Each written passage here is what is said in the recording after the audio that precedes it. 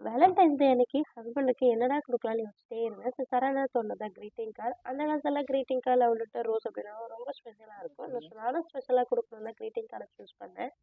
சின்னதா இருந்தாலும் குடுக்குறவங்களோட மனச பொறுத்தும், வாங்குறவங்க மனச பொறுத்தும் தான் இருக்கு. இப்போ எனக்கு கீ செயின்னா ரொம்பவே பிடிக்கும். ஸோ கீ செயினும் வாங்கிட்டு ஈவினிங் வரத்துக்குள்ள கிரீட்டிங் கார்டு எல்லாத்தையும் ரெடி பண்ணி வச்சுட்டேன்.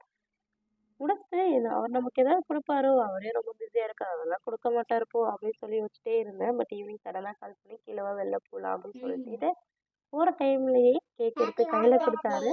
ஸோ நம்ம எக்ஸ்பெக்ட் பண்ணாத டைம்ல நமக்கு புடிச்சவங்க கிட்ட ஆமாங்க. இருந்து வர கிஃப்ட் ரொம்ப ஸ்பெஷலாவே இருக்கும். ஸோ எனக்கும் அந்த மாதிரி ஸ்பெஷலா தான் இருந்தது. ஸோ வீட்டுக்கு வந்து கேக்லாம் கட் பண்ணிட்டு நான் எடுத்து வச்சிருந்த கிரீட்டிங் கார்டு அவர்கிட்ட குடுத்தேன். சின்னதா ஸ்மைல் அழகா பண்ணிட்டு ரொம்பவே அழகா இருக்கு. ரொம்ப சர்ப்ரைஸாவும் இருக்கு. ஸோ ஹாப்பி வேலண்டைன்ஸ் டேன்னு சொன்னாரு. ஸோ நாங்க ரொம்ப நல்லாவே செலிப்ரேட் பண்ணோம். உங்க எல்லாருக்கும் ஹாப்பி வேலண்டைன்ஸ் டே.